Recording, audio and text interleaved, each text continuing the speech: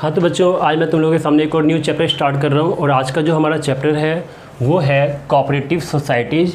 इसको हम cooperative organisation भी कह सकते हैं। ठीक है बच्चों, तो अब हम स्टार्ट करते हैं कि कोऑपरेटिव सोसाइटी होती क्या है। बच्चों, कोऑपरेटिव सोसाइटी को अच्छे से समझने के लिए एक एग्जांपल दूंगा। वैसे यही वाला एग्जांपल देने वाला हूँ मैंने पहले से नोट कर रखा है ताकि टाइम बच जाए और वीडियो थोड़ी छोटी बन जाए। तो बच्चों, सबसे पहले हम समझते हैं कि कोऑपरेटिव सोसाइटी होती क्या है।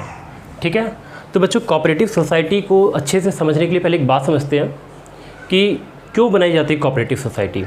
तो बच्चों, जब लोगों को ऐसा लगता है कि उनका शोषण हो रहा है, उनका एक्सप्लॉयटेशन हो रहा है या उनका कुछ ज़्यादा ही लॉस होने लग गया है, नुकसान होने लग गया है, तो ऐसे नुकसान से बचने के लिए, लॉस से बचने के लिए, उस शोषण एक्सप्लॉयटेशन से बचने के लिए वो लोग आपस में इकट्ठे हो जाते हैं और इकट्ठे होने के बाद एक साथ अपना एक ग्रुप बना लेते हैं और ग्रुप बनाने के बाद क्या करते हैं, ग्रुप में बिहेवियर करते हैं। ठीक है, कोई भी काम करते हैं ग्रुप में करते हैं। ग्रुप में करने से क्या होता है बच्चों, तुम्हें पता ही है कि एकता में बल होती है। तो जब ग्रुप में काम करते हैं तो उनको बहुत सारे बेनिफिट मिलते हैं, क्योंकि एक अकेला इंसान कोई काम करे और वही काम एक पूरा ग्रुप करे तो अकेला इंसान उस काम को अच्छे से नहीं कर पाएगा।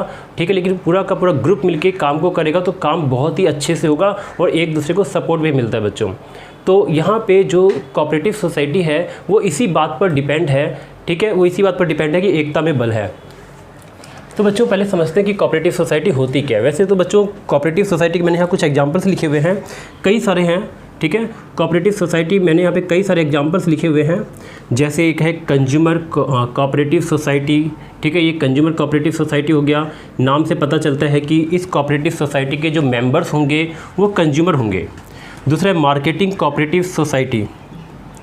तो मार्केटिंग कोऑपरेटिव सोसाइटी से नाम से पता चलता है कि ये कोऑपरेटिव सोसाइटी मार्केटिंग के लिए बनाई जाती है, अपने प्रोडक्ट्स की मार्केटिंग करने के लिए। ठीक है, इसमें छोटे छोटे प्रोड्यूसर्स होते होंगे जो अपने प्रोडक्ट का मार्केट में प्रचार नहीं कर पाते, तो वो इकट्ठा हो जाते हैं। अभी सबके बारे में डिटेल में आगे चल के बताऊंगा।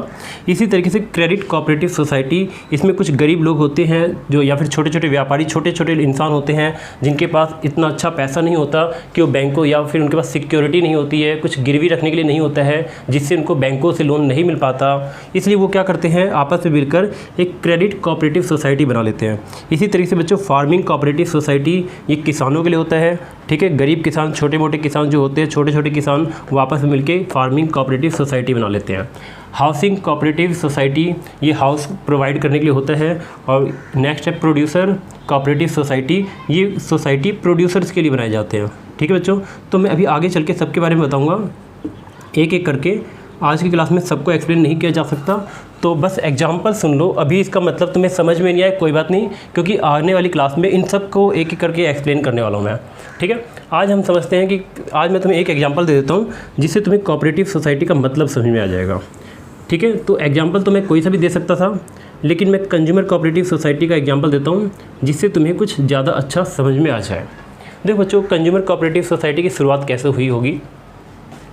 देखो बच्चों, जैसे सबसे पहले होता क्या है कि कोई भी गुड्स जो मैन्युफैक्चर होती है या किसी भी गुड्स का जो प्रोडक्शन होता है, वो प्रोडक्शन या मैन्युफैक्चर कौन करता है, प्रोड्यूसर करता है। प्रोड्यूसर जब प्रोडक्शन कर देता है तो प्रोड्यूसर से डायरेक्ट गुड्स कंज्यूमर तक नहीं पहुंच पाता। बीच में बहुत से मिडल मैन होते हैं, जैसे होलसेलर, डिस्ट्रीब्यूटर, ठीक है, रिटेलर, ऐसे बहुत से लोग हो सकते हैं, मिडल मैन होते हैं बीच में। ठीक है, चलो आगे बात करते हैं इसकी, स्टार्टिंग से पढ़ते हैं इस बात को। प्रोड्यूसर क्या करता है, मैन्युफैक्चरिंग करता है या कोई भी प्रोडक्ट बना देता है। ठीक है, प्रोड्यूसर यानी उत्पादक, वो कोई भी चीज़ बनाकर तैयार करता है, उसका उत्पादन करता है, बनाकर तैयार कर देता है। तो प्रोड्यूसर ने किसी चीज़ का प्रोडक्शन करके तैयार कर दिया। तैयार करने के बाद प्रोड्यूसर से खरीदता है होलसेलर। ठीक है, होलसेलर क्या करता है, प्रोड्यूसर से इकट्ठा बहुत सारा सामान खरीद लेता है। फिर होलसेलर क्या करता है, प्रोड्यूसर से जिस रेट पे खरीदेगा उसमें कुछ एक्स्ट्रा ऐड कर देगा। ठीक है, मान लो बच्चों कि प्रोड्यूसर के लिए वो प्रोडक्ट 100 रुपये का था। ठीक है, प्रोड्यूसर के लिए वो चीज़ 100 रुपये की थी, लेकिन प्रोड्यूसर से होलसेलर ने ख़रीदा।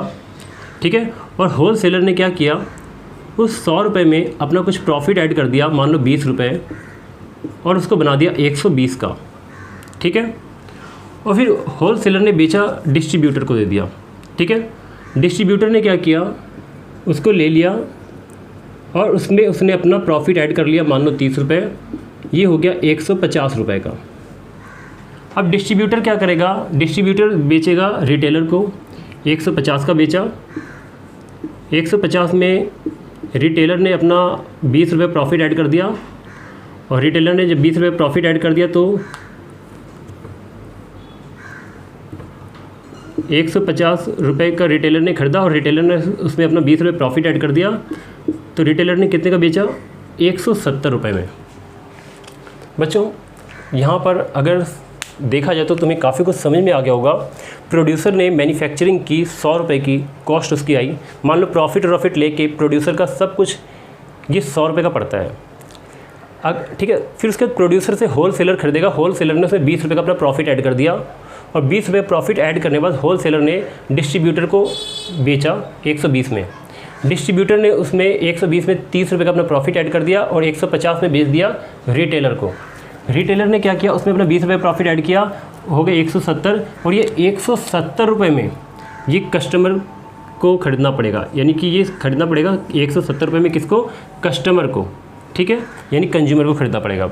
ठीक है बच्चों, अब यहाँ पे एक बात समझते हैं कि जो कंज्यूमर होगा उसको 170 का पड़ेगा। तो बच्चों देखा जाए तो 100 रुपये की चीज़ कंज्यूमर के पास आते आते 170 रुपये का हो गया है, यानी कि कंज्यूमर के पास आते आते काफ़ी महंगा हो गया है। लेकिन बच्चों इस बात का एंडिंग यही नहीं हो जाता, क्योंकि मैंने तो यहाँ पे 1 2 3 मिडल मैन लिए हैं, लेकिन ज़रूरी नहीं कि सिर्फ 3 ही मिडल मैन हो। जो मिडल मैन होते हैं बच्चों वो ज़्यादा भी हो सकते हैं, ठीक है, कई बार तो ऐसा होता है कई सारे मिडल मैन होते हैं, 5 6 6 10 10 मिडल मैन भी हो सकते हैं।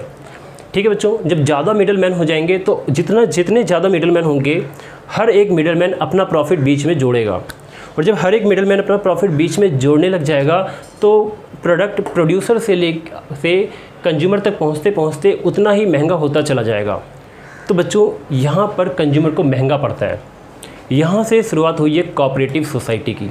ठीक है, तो कोऑपरेटिव सोसाइटी कई तरह के होते हैं, मैं सारा तो एक्सप्लेन नहीं कर पाऊँगा आज, लेकिन मैं तुम्हें कोऑपरेटिव सोसाइटी का मतलब समझाने के लिए क्या करूँगा, एक छोटा सा एग्जाम्पल दूँगा आज। तो एग्जाम्पल यही है, इस एग्जाम्पल में क्या होगा बच्चों, मान लो ये सारे कंज्यूमर हैं, ठीक है, बहुत सारे कंज्यूमर तो लाखों हो सकते हैं, करोड़ों हो सकते हैं, अरबों कंज्यूमर हो सकते हैं। मैं सारे कंज्यूमर का तो यहाँ पे डायग्राम बना नहीं सकता, उनकी फ़ोटो तो बना नहीं सकता, पिक्चर बना नहीं सकता। तो मैं यहाँ क्या करता हूँ, मैं यहाँ पे 4-5 मैंने मान ली ये कंज्यूमर है, मान लो सारे कंज्यूमर यही है, ठीक है, तो मान लो ये सारे कंज्यूमर हैं। अब बच्चों ये कंज्यूमर रिटेलर से खरीदे, रिटेलर डिस्ट्रीब्यूटर से ले, डिस्ट्रीब्यूटर होल सेलर से ले, होल सेलर प्रोड्यूसर से ले, बहुत ही लंबा प्रोसेस है और महंगा भी पड़ेगा। तो ये सारे के सारे कंज्यूमर क्या करते हैं, इकट्ठा हो जाते हैं, वॉलंटरी इकट्ठा होते हैं, मतलब एक साथ एकजुट हो जाते हैं, ठीक है, मिल जाते हैं आपस में और अपना एक ग्रुप बना लेते हैं।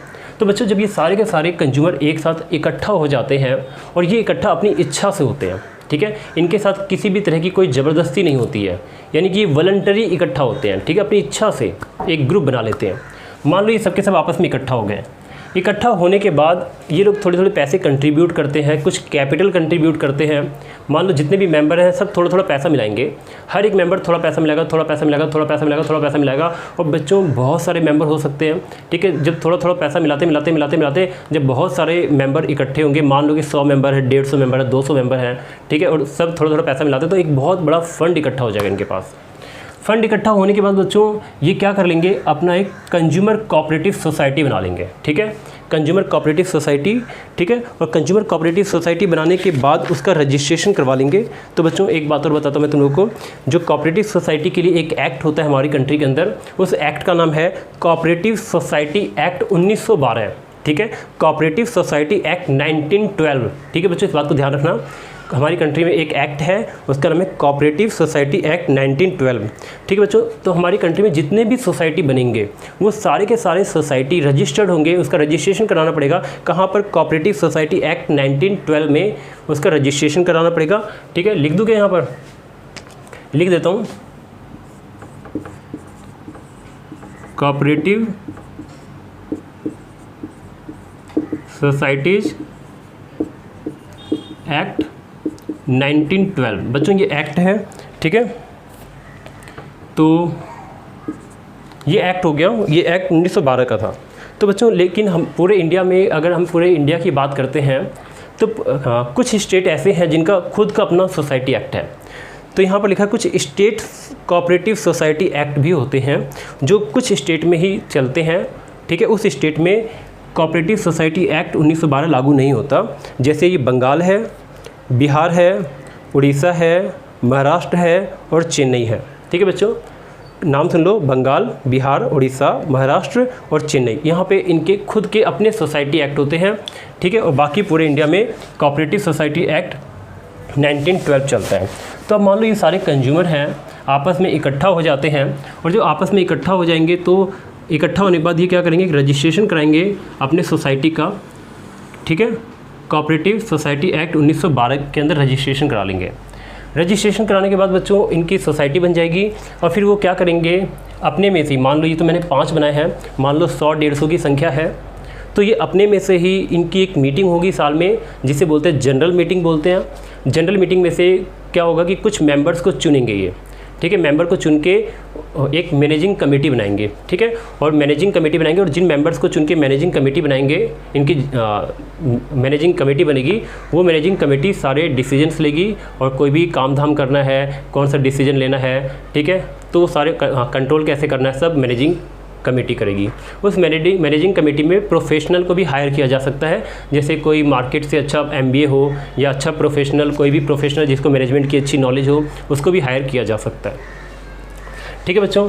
तो जब इनका एक सोसाइटी बन जाएगी तो इस सोसाइटी का नाम होगा कंज्यूमर कोऑपरेटिव सोसाइटी। इसको मैंने कंज्यूमर कोऑपरेटिव सोसाइटी क्यों बोला, क्योंकि बच्चों इस सोसाइटी के जो मेंबर हैं वो सिर्फ कंज्यूमर ही बन सकते हैं, क्योंकि ये कंज्यूमर के लिए स्पेशली है। अब क्या होगा, ये जो सोसाइटी बनकर तैयार हुई है, ये सोसाइटी क्या होगा, बल्क में, बल्क मतलब बहुत ही ज़्यादा इकट्ठा, बल्क में माल खरीदेगी किसे, प्रोड्यूसर से। अब बच्चों यहाँ पे एक बात तो तुम्हें समझ में आ गया, जब बल्क में माल खरीदेगी प्रोड्यूसर से, तो जो रिटेलर ने 20 रुपये प्रॉफिट ऐड किया वो बच जाएगा, डिस्ट्रीब्यूटर ने जो 30 रुपये प्रॉफिट ऐड किया वो बच जाएगा, होलसेलर ने 20 रुपये प्रॉफिट खरीदा वो ये भी बच जाएगा। देखा जाए तो बच्चों काफ़ी पैसे बचेंगे। ये जो पहले 170 रुपये का पड़ता था, अब ये 100 रुपये का पड़ेगा। ये तो सिर्फ एक प्रोडक्ट है बच्चों, कंज्यूमर तो बहुत कुछ खरीदता है, दाल खरीदता है, चावल खरीदता है, आटा खरीदता है, तेल खरीदता है, सर्फ खरीदता है, साबुन खरीदता है, घर में बहुत सारी चीज़ें आती है। तो यानी कि देखा जाए तो कितनी सारी सेविंग्स हो सकती है कंज्यूमर कोऑपरेटिव सोसाइटी बनाकर, ठीक है बच्चों। तो बीच में ये सारे के सारे मिडल मैन का एंड हो जाएगा, ठीक है। इतना समझ आ गया। तो इसका मतलब मुझे ऐसा लगता है कि तुम्हें सोसाइटी का, कोऑपरेटिव सोसाइटी का मतलब समझ में आ गया होगा। अब हम क्या करते हैं, डेफिनेशन पे आते हैं कि कोऑपरेटिव सोसाइटी होती क्या है, डेफिनेशन क्या है उसकी। चलो मीनिंग पढ़ते हैं। It refers to that voluntary association, यानी कि ये वो वॉलंटरी एसोसिएशन के बारे में बताता है। बच्चों ये वॉलंटरी क्या है, वॉलंटरी मतलब होता है अपनी इच्छा से, और एसोसिएशन मतलब तो तुम्हें पता ही है, ग्रुप ऑफ पीपल, ठीक है। तो ये क्या है, ये वॉलंटरी एसोसिएशन है, यानी अपनी इच्छा से इकट्ठा हुए लोगों का ग्रुप है। वॉलंटरी मतलब अपनी इच्छा से, of persons who join together, जो एक साथ जॉइन होते हैं, with the motive of welfare. Motive क्या होता है बच्चों, इसका मोटिव होता है welfare, with the motive of welfare, welfare के मोटिव से इकट्ठा होते हैं। वेलफेयर का मतलब क्या होता है बच्चों, वेलफेयर का मतलब यहाँ पर है कि अपने जो इसके मेंबर्स होते हैं, अपने मेंबर के कल्याण के लिए, ठीक है, ये काम करते हैं। तो यानी ये एक साथ इकट्ठा होते हैं, एक सोसाइटी बनाते हैं, और सोसाइटी में मेंबर्स होते हैं, और उस मेंबर के वेलफेयर के लिए काम किया जाता है, ऑफ द मेंबर्स, यानी कि वेलफेयर ऑफ द मेंबर्स। मैं अब इस डेफिनेशन को एक बार में रीड कर देता हूँ। क्या है, it refers to that voluntary association of person who join together with the motive of welfare of the member. यानी कि इसमें कहा गया कि कोऑपरेटिव सोसाइटी लोगों के का एक ग्रुप होता है, एसोसिएशन होता है, जो अपनी इच्छा से, अपनी मर्जी से इकट्ठा हुए हैं, और जिसका मकसद, जिसका मोटिव ये है कि वो अपने मेंबर्स का वेलफेयर कर सकें, ठीक है, भला कर सकें। तो बच्चों यहाँ तक मुझे लगता है कि समझ में आ चुका है तुम्हें। अब हम क्या करते हैं, इसके कुछ करैक्टरिस्टिक्स भी पढ़ लेते हैं कि करैक्टरिस्टिक्स क्या है, ठीक है बच्चों। तो एक मिनट,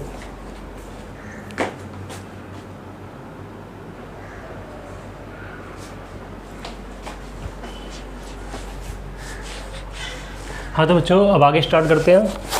तो अब हम आगे पढ़ते हैं कि करेक्टरिस्टिक्स ऑफ कोऑपरेटिव सोसाइटी, जो कोऑपरेटिव सोसाइटी है उसकी करेक्टरिस्टिक्स क्या क्या है। ठीक है बच्चों, तो मैंने वीडियो को रोका था अभी थोड़ी देर के लिए क्योंकि डस्टर नहीं मिल रहा था मेरा।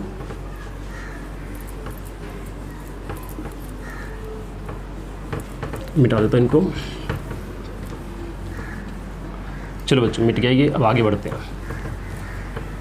तो समझते हैं इस बात को कि करेक्टरिस्टिक्स क्या क्या है। तो पहला करेक्टरिस्टिक्स है बच्चों वॉलंटरी मेंबरशिप। इसका मतलब यहाँ पर ये है कि सोसाइटी का मेंबर कोई भी बन सकता है अपनी इच्छा से, अपनी मर्ज़ी से। वॉलंटरी मतलब अपनी मर्ज़ी से कोई भी मेंबर बन सकता है। कोई भी सोसाइटी को छोड़कर जाना चाहे तो जा सकता है, कभी भी जाना चाहे कभी भी जा सकता है। लेकिन जब कोई मेंबरशिप को यानी कि सोसाइटी को छोड़कर जाता है तो उसे जो कैपिटल लगाई हुई है उसको वो कैपिटल वापस कर दी जाती है। ठीक है, और कोई भी आना चाहे तो आ सकता है। सोसाइटी में आने के लिए किसी को रोक टोक नहीं है। ठीक है बच्चों, तो सोसाइटी में ऐसा नहीं है कि सोसाइटी में कोई किसी को भी रोका जाए। यहाँ पर किसी भी तरह का कास्ट यानी कि कास्ट के आधार पर यानी जाति के आधार पर, धर्म के आधार पर यानी कि रिलीजन के आधार पर किसी को रोका नहीं जा सकता। अब ये नहीं कह सकते कि तुम हिंदू हो तो तुम सोसाइटी में नहीं आओगे, या तुम मुस्लिम हो तो तुम सोसाइटी में नहीं आओगे। ये नहीं बोल सकते कि तुम राजपूत हो तो तुम सोसाइटी में नहीं आओगे, या तुम चमार हो, पंडित हो तो तुम सोसाइटी में नहीं आओगे।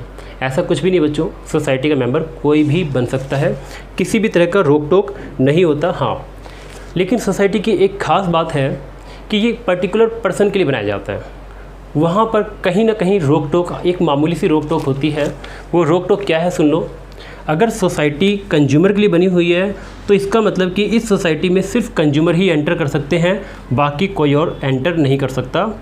इसी तरीके से फार्मिंग कोऑपरेटिव सोसाइटी है तो फार्मिंग कोऑपरेटिव सोसाइटी ये किसानों के लिए होगा।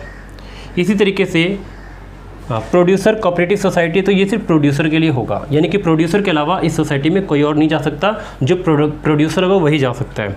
तो बच्चों ये वाला पॉइंट तुम्हें समझ में आ गया। दूसरा बच्चों लीगल स्टेटस। मैंने बताया था कि जो भी सोसाइटी होती है उसका रजिस्ट्रेशन होता है कहाँ पर, कोऑपरेटिव सोसाइटी एक्ट 1912 के अंदर। और एक और है, कुछ स्टेट्स ऐसे हैं जिनका खुद का सोसाइटी एक्ट बताया था मैंने। ठीक है, वो स्टेट कोऑपरेटिव सोसाइटी एक्ट है, कुछ वहाँ पे होते हैं। तो जैसे ही बच्चों इनका कोऑपरेटिव सोसाइटी का रजिस्ट्रेशन हो जाता है तो रजिस्ट्रेशन होने के बाद ये सेपरेट लीगल एंटिटी बन जाते हैं। ठीक है, और सेपरेट लीगल एंटिटी बनने के बाद क्या होता है कि ये अपने मेंबर से अलग हो जाते हैं। उस केस में सोसाइटी क्या करती है कि अपने नाम से कोई प्रॉपर्टी खरीद सकती है। ठीक है, प्रॉपर्टी को सेल करना हो तो अपने नाम से सेल कर सकती है। सोसाइटी किसी कॉन्ट्रैक्ट में एंटर कर सकती है अपने नाम से, यानी कि सोसाइटी के नाम से। ठीक है, और सोसाइटी के ऊपर कोई केस कर सकता है और सोसाइटी किसी के ऊपर केस कर सकती है, यानी सूट फाइल कर सकते हैं। ठीक है बच्चों, इतना समझ में आ गया। तो सोसाइटी सूट फाइल कर सकती है, केस कर सकती है किसी पर, और कोई सोसाइटी के ऊपर केस कर सकता है। मेंबर का कोई लेना देना नहीं, मेंबर साइड रहेंगे, जो करेगी सोसाइटी करेगी। ठीक है बच्चों, ठीक है। तो फिर उसके बाद आता है लिमिटेड लायबिलिटी। तो बच्चों यहाँ पर क्या होता है, लिमिटेड लायबिलिटी में सोसाइटी के जो भी मेंबर्स बनेंगे उन मेंबर्स की लायबिलिटी लिमिटेड होती है जितना उनका शेयर होता है। ठीक है, तो जितना मेंबर्स का शेयर होगा मेंबर्स की लायबिलिटी उतनी लिमिटेड होगी। कई बार ऐसा होता है कि सोसाइटी में कुछ मेंबर्स गारंटी देते हैं, तो जो मेंबर सोसाइटी में गारंटी देते हैं, ठीक है, तो जितना उन्होंने गारंटी दी हुई है तो गारंटी तक ही उनकी लायबिलिटी लिमिटेड रहेगी। ठीक है, वैसे नॉर्मली तो होता है कि जो सोसाइटी के मेंबर होते हैं उनका जितना शेयर है वो अपने शेयर तक ही लिमिटेड, उनकी लायबिलिटी उनकी लिमिटेड रहेगी। यानी कि अगर लॉस हुआ, यानी लॉस अगर बहुत ज़्यादा हो गया तो उनकी पर्सनल प्रॉपर्टी नहीं छीनी जाएगी। उनका जो शेयर होगा फर्म उसके अंदर, सोसाइटी के अंदर, उस शेयर का ही नुकसान होगा। ठीक है, उनकी पर्सनल प्रॉपर्टी नहीं छीनी जाएगी। उसके बाद बच्चों आता है कंट्रोल की अगर बात हम करें तो होता यह है कि सोसाइटी में क्या होता है, जनरल मीटिंग होती है। जनरल मीटिंग में सारे के सारे सोसाइटी के जो मेंबर होते हैं अपने में से ही किसी को चुनते हैं सोसाइटी का मैनेजमेंट संभालने के लिए, और अपने में से इस किसी को चुनेंगे सोसाइटी का मैनेजमेंट संभालने के लिए, और जिसको भी चुना जाएगा वो पूरे के पूरे सोसाइटी का मैनेजमेंट को काफ़ी अच्छे से संभालेगा। ठीक है, और ऐसा भी होता है कि कुछ प्रोफेशनल जैसे MBA हो गए यानी कि MBA किसी ने किया हो, प्रोफेशनल डिग्री हो उसके पास, उसको भी अपॉइंट किया जा सकता है सोसाइटी के मैनेजमेंट के लिए। तो कंट्रोल कौन करता है? कंट्रोल करता है मैनेजिंग कमेटी। कौन करता है कंट्रोल? सोसाइटी को कंट्रोल कौन करता है? Managing committee. और मैनेजिंग कमेटी में कौन होते हैं? सोसाइटी के मेंबर्स ही होते हैं, जिसको सोसाइटी के सारे मेंबर इलेक्शन के द्वारा चुनते हैं, वोट के द्वारा चुनते हैं। अब यहाँ पे वोट कैसे डाला जाता है बच्चों? तो वोट क्या होता है कि जितने भी मेंबर हैं हर एक मेंबर को एक वोट दिया जाता है, ठीक है। सोसाइटी में चाहे मान लो किसी मेंबर के पास ज़्यादा शेयर हैं और किसी मेंबर के पास कम शेयर हैं, तो इस बात का कोई भी फ़र्क नहीं पड़ता कि किसी मेंबर के पास ज़्यादा शेयर हैं और किसी मेंबर के पास कम शेयर हैं। हर एक मेंबर को एक शेयर दिया जाता है बच्चों, ठीक है। तो इसके आधार पे वोटिंग होती है और वोटिंग से मतलब कुछ लोगों को चुना जाता है। जिन लोगों को चुना जाता है वो क्या करते हैं? वो कमेटी बन जाते, मैनेजिंग कमेटी के मेंबर बन जाते हैं और वो बिज़नेस को पूरा रन करते हैं, ठीक है। सोसाइटी को रन करते हैं, उसको चलाते हैं, सारे डिसीजन लेते हैं। इसमें प्रोफेशनल को भी हायर किया जा सकता है। नेक्स्ट बच्चों, सर्विस मोटिव। तो सर्विस मोटिव का मतलब यहाँ पर यह है कि जो सोसाइटी होती है ये सर्विस के लिए काम करती है, प्रॉफिट के लिए काम नहीं करती है। ये काम करती है अपने मेंबर्स का भला करने के लिए, ठीक है बच्चों। जैसे अभी एक एग्जांपल देता हूँ मैं तुम्हें, और अमूल का। बच्चों अमूल का दूध तो तुमने सब नहीं सुना होगा। अमूल भी एक कोऑपरेटिव सोसाइटी है। ये क्या करती है? किसानों से दूध को इकट्ठा करती है, यानी कि किसानों से दूध को इकट्ठा करती है और किसानों से दूध को इकट्ठा करके उसको किसी मतलब डेयरी में पहुंचाया जाता है और फिर वहां पर पहुंचाने के बाद उसके कई सारे प्रोडक्ट्स बनाए जाते हैं, जैसे कि पनीर बनाया जाता है, घी बनाया जाता है, मक्खन बनाया जाता है, ठीक है, आइसक्रीम बनाई जाती है, कई सारी चीज़ें बनती हैं। तो और जो भी प्रॉफिट होता है उसका लगभग 80% प्रॉफिट किसानों में बांट दिया जाता है और सिर्फ 20% ही अपने पास रखा जाता है। यानी कि जो सोसाइटी है 80% अमूल की जो सोसाइटी है किसानों से जो दूध इकट्ठे करती है, 80% प्रॉफिट किसानों में बांट दिया जाता है। इससे किसान काफ़ी अमीर हो गए हैं, तरक्की कर गए हैं, काफ़ी ज़्यादा गाय भैंस पालने लग गए हैं और 20% प्रॉफिट अपने पास रखते हैं। और ये 20% प्रॉफिट इसलिए अपने पास रखता है अमूल, ताकि अमूल ये करे कि एक छोटा सा एग्जाम्पल देता हूँ। अब जैसे कि अमूल के भी तो कुछ खर्चे होंगे, जैसे प्लांट लगाई होगी अमूल ने, मशीनरी लगाई होगा, अमूल में बहुत सारे क्या कहते हैं एम्प्लॉई काम करते होंगे, उनको सैलरी देनी होती होगी। तो बच्चों 20% में ही वो अपना सारा कॉस्ट कवर कर लेते हैं और 80% प्रॉफिट को डिस्ट्रीब्यूट कर देते हैं। नेक्स्ट बच्चों, equality of voting right. Equality of voting right का मतलब होता है, वैसे ये पॉइंट समझाने की जरूरत नहीं क्योंकि मैंने ऊपर बता दिया। मेंबर के पास कितने भी शेयर्स हों, यानी कि किसी मेंबर के पास ज़्यादा शेयर हो या किसी मेंबर के पास कम शेयर हो, सबको वोट जो है वो इक्वल होता है सबके पास। एक मेंबर के पास एक वोट होता है, चाहे उस मेंबर के पास 10 शेयर हो, 20 शेयर हो या बहुत ज़्यादा शेयर हो या बहुत कम शेयर हो, एक मेंबर के पास एक वोट होता है। अब बात करते हैं बच्चों, नेक्स्ट लास्ट पॉइंट है गवर्नमेंट कंट्रोल। अब ये गवर्नमेंट कंट्रोल क्या है बच्चों, क्यों करती है गवर्नमेंट कंट्रोल सोसाइटी के ऊपर? तो बच्चों गवर्नमेंट सोसाइटी के ऊपर कंट्रोल करती है, इसका एक बहुत बड़ा कारण है क्योंकि जो सोसाइटी है ये अपने मेंबर्स के वेलफेयर के लिए काम करती है। अगर बच्चों सोसाइटी अपने मेंबर के लिए वेलफेयर के लिए काम कर रही है तो देखा जाए तो सरकार का काम कर रही है, यानी कि सरकार का काम है जनता का वेलफेयर करना। जब सरकार क्या करती है, जनता का वेलफेयर का काम करती है और सोसाइटी भी जनता के वेलफेयर के लिए काम करती है। तो सरकार का काम तो सोसाइटी कर रही है, तो सरकार को इसका फ़ायदा मिलता है, तो सरकार भी सोसाइटी की बहुत तरह से हेल्प करती है, उनको सब्सिडी देती है। और उनको लैंड चाहिए यानी कि ज़मीन चाहिए उनको, तो ज़मीन भी उनको सस्ते रेट पे दे देती है, ठीक है। और उनकी मार्केटिंग में उनकी हेल्प करती है, कई तरह की हेल्प सरकार से मिलती है। टैक्स में बहुत सारे बेनिफिट्स मिलते हैं, तो सोसाइटी को कई तरह के बेनिफिट सरकार देती है। अब बच्चों जब सरकार कई तरह के बेनिफिट्स देती है सोसाइटी को, तो सरकार जानना भी चाहती है कि जिस सोसाइटी को हम इतना बेनिफिट दे रहे हैं वो सोसाइटी सही से काम कर भी रही है या नहीं कर रही, ठीक है, कोई इसमें फ्रॉड नहीं हो रहा, कोई घपला उपला तो नहीं हो रहा, ये सब सरकार चेक करती है। तो बच्चों वैसे पॉइंट अगर बुक में चेक करोगे तो किसी बुक में 10-10 पॉइंट है, 11-11 पॉइंट है, 12-12 पॉइंट है। तो इतने ज़्यादा पॉइंट करने की ज़रूरत नहीं है, तुम कोई भी अच्छे 6-7 पॉइंट ले लो, क्योंकि पेपर में मैक्सिमम क्वेश्चन 5 या 6 नंबर का ही आएगा, ठीक है। तो तुम्हें करना क्या है, 7 पॉइंट बहुत ज़्यादा होते हैं, तो हर एक क्वेश्चन का 7 पॉइंट याद कर लेना।